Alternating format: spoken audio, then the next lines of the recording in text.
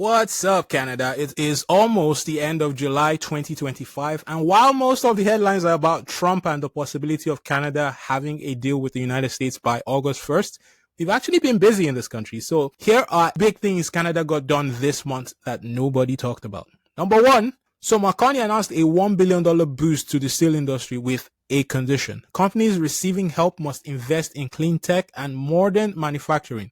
New tariffs were also introduced to protect the steel industry. I made a video about this. The gist of it is that Canada has capped steel imports from countries with free trade agreements, excluding the United States, at 2024 levels. Anything beyond that gets hit with a 50% tariff. For countries without free trade agreements, that cap is cut to half their 2024 levels. If they go above that, they now have to pay 50% tariffs as well. He also slapped a 25% tariff on any steel that includes Chinese origin material, even if it's imported through a third country. So what does this mean?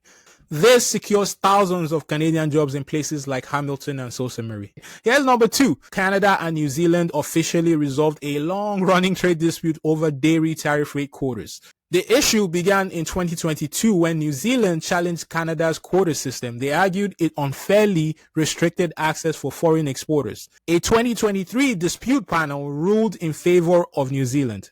So what does this resolution mean for Canadians? The deal, led by Minister Maninda Sidhu and Minister Heath MacDonald, makes technical changes to how quotas are administered, but doesn't expand market access or weaken supply management. It protects Canadian farmers, it avoids trade penalties, and keeps milk prices stable.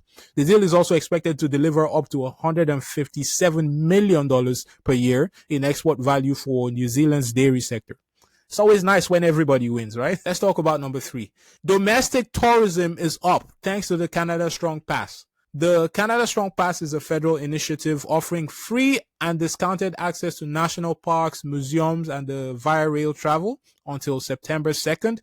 It is not a physical pass. You just show up at the participating locations and you're in, right? So what does this mean?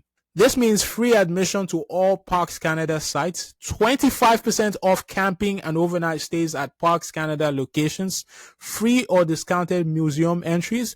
You can also get via rail discounts, which include free travel for children under 18 with an adult, 25% off fares for passengers aged 18 to 24. Amazing. On this news, tourism is already up 4% this month, with families, students, and newcomers taking advantage of the pass to explore Canada.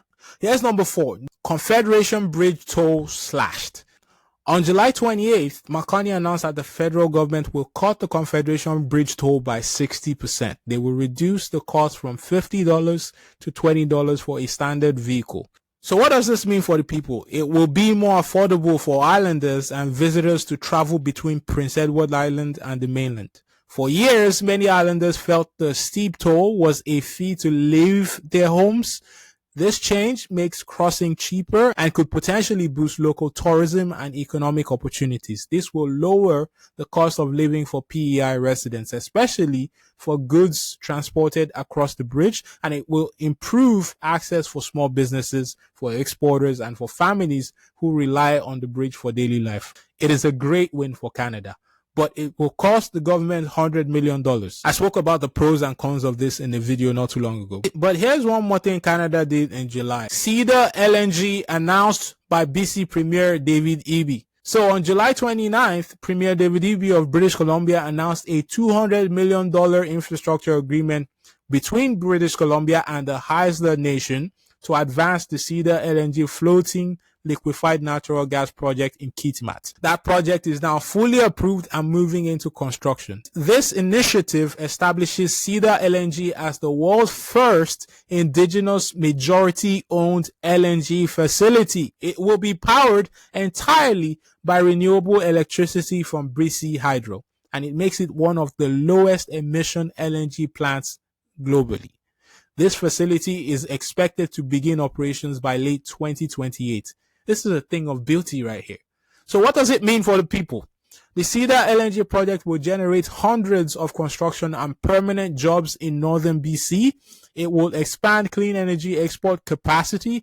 It will diversify Canada's energy markets, and this will strengthen Canada-Japan trade because Japan wants all the LNG we can sell them. And we're happy to do business with Japan. They're very polite, not like some people we know.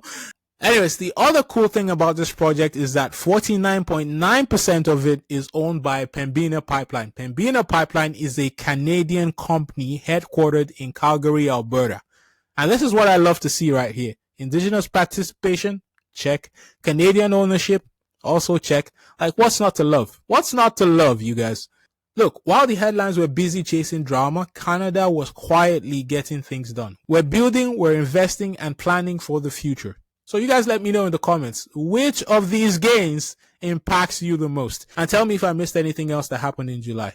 Thanks for tuning in. Subscribe if you're new to the channel. I'll see you next time. Take care, you guys.